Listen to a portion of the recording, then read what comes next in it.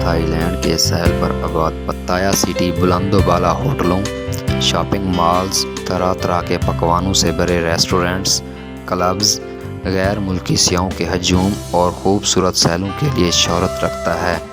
جو بھی بینکاک آتا ہے وہ پتایا سٹی دیکھنے ضرور جاتا ہے، کیونکہ یہ شہر بینکاک اور سوارنا بھومی ایئرپورٹ کے قریب پڑتا ہے۔ یہ تھائی لینڈ کا بینکاک کے بعد دوسرا بڑا شہر ہے جو سب سے زیادہ سیاحوں کو اپنی طرف کھینچتا ہے۔ 20ویں صدی کے وسط میں پتایا ماہی گیروں کا ایک چھوٹا سا قصبہ ہوتا تھا، جو آج لیڈی بوائز اور نائٹ شوز کے حوالے سے سیاحوں کے لیے شہر کا روپ دھار چکا ہے۔ پتایا میں ہر راستہ آپ کو سمندر کی طرف لے جاتا ہے۔ ناریل کے درخت تلے ساحل کے ساتھ ساتھ پیدل چلنا بھی ایک خوبصورت تجربہ ہے۔ چائنا ٹاؤن یہ بینکاک کا مشہور ترین سیاحتی مقام ہے، جو کہ کھانوں کی منڈی بھی ہے۔ یہاں کے کھانوں سے لطف اندوز ہونے کے لیے بہترین وقت غروب آفتاب کے بعد کا ہوتا ہے۔ دن کے وقت یہ ایک انتہائی مصروف ترین مقام ہے جہاں خریداروں کا رش رہتا ہے۔ یہاں سونے کا کاروبار کرنے والوں کی متعدد دکانیں ہیں۔ اس کے علاوہ چائنا ٹاؤن کے اطراف میں چینی مندروں کی کافی تعداد ہے، جن کو سیر کرنے والے افراد کی تعداد بھی بہت بڑی ہوتی ہے۔ تھائی لینڈ میپ پر نظر دوڑائی جائے تو 76 صوبوں پر مشتمل تھائی لینڈ جنوب مشرقی ایشیا کے بالکل سینٹر میں واقع ہے۔ اس کا شمالی بارڈر برما اور لاؤس سے ملتا ہے۔ مشرق میں لاؤس اور کمبوڈیا، جنوب میں ملیشیا اور خلیج تھائی ہے، اور مغرب میں انڈمان سی ہے۔ تھائی زبان میں نمبر 5 بہت زیادہ لکھا جاتا ہے۔ تھائی میں عدد 5 کا تلفظ ہا ہے، اس لیے جب بھی تھائی میسج میں ہا لکھنا چاہتے ہیں تو نمبر 5 لکھ کر سینڈ کر دیتے ہیں، جس کا مطلب ہوتا ہے کہ کہا لگا کر ہنسنا۔ محترم ناظرین، یوں تو تاریخ بہت پرانی ہے، لیکن 11ویں صدی میں تھائی لوگ جنوبی چین سے ہجرت کر کے آئے تھے۔ 14ویں صدی میں یہاں سیام سلطنت کا قیام عمل میں آیا اور دارالحکومت سکوتھا بنا۔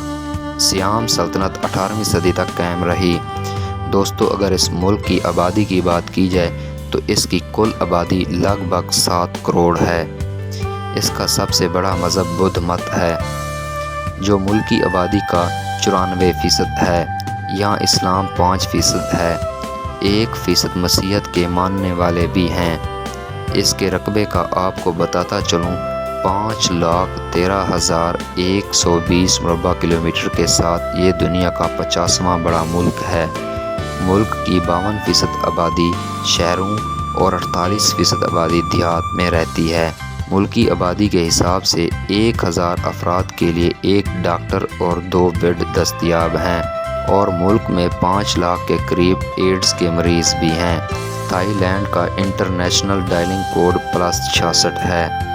اس کی آفیشیل لینگویج تھائی ہے، جو ملک کی 90% آبادی بولتی ہے۔ اس کے علاوہ برمی، ملائی اور پشتو زبان بھی بولی جاتی ہیں۔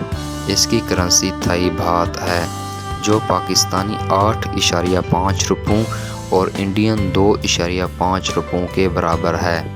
ایجوکیشن کی بات کی جائے تو تھائی لینڈ تعلیم پر 1.2% خرچ کرتا ہے، اور یہاں لٹریسی ریٹ 95% ہے۔ اگر اس کی معیشت کی بات کی جائے تو تھائی معیشت دنیا کی 20ویں سب سے بڑی معیشت ہے۔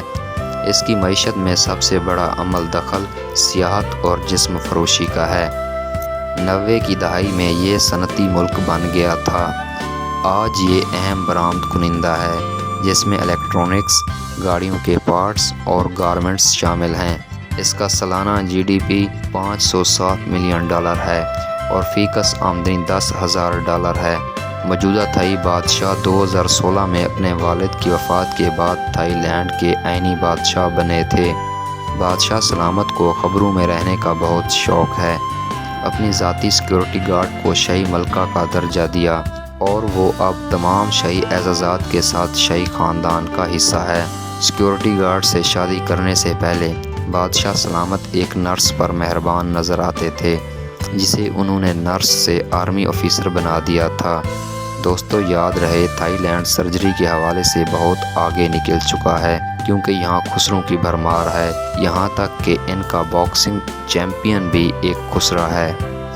دوستو تھائی حکومت ہر تھائی کو اس کے پہلے بچے کی پیدائش پر 36,000 تھائی بات بچے کی نگہداشت کے لیے دیتی ہے، اور یہ غیر ملکیوں کے لیے بھی آفر ہے جس کی بیوی تھائی ہو۔ تھائی لینڈ میں بڑے پیمانے پر پاکستانی پٹھان بستے ہیں، جن کی اب چوتھی اور پانچویں نسل چل پڑی ہے، جنہیں تھائی پٹھان بھی کہا جاتا ہے، جبکہ کچھ لوگوں نے تو تھائی لینڈ کو منی پختونخوا کہنا شروع کر دیا ہے، کیونکہ یہاں پر بسنے والے تھائی پٹھانوں کی تعداد 5 لاکھ سے تجاوز کر گئی ہے۔ یہ پٹھان کون ہیں اور کس طرح وہاں جا کر بس گئے اور انہیں تھائی پٹھان کہا جانے لگا؟ یہ دراصل وہ پاکستانی ہیں جو دہائیوں سے تھائی لینڈ کے ہو کر رہ گئے ہیں، جس کے باعث انہیں تھائی پٹھان کہا جاتا ہے، لیکن اس کے باوجود وہ اپنی روایات اور ثقافت برقرار رکھے ہوئے ہیں، اپنے نام کے ساتھ اب بھی پٹھان لکھتے ہیں۔ تھائی لینڈ میں بسنے والے پٹھانوں نے یہ ڈیرا دراصل رزق کی تلاش کی جدوجہد میں لگایا تھا، اور وقت گزرنے کے ساتھ ساتھ نام اور پیسہ بھی خوب کمایا۔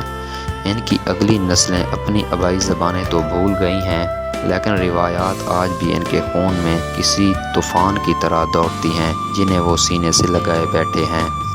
دوستو یہ تھی 2 پارٹس پر مشتمل تھائی لینڈ کے بارے تفصیلی ویڈیو۔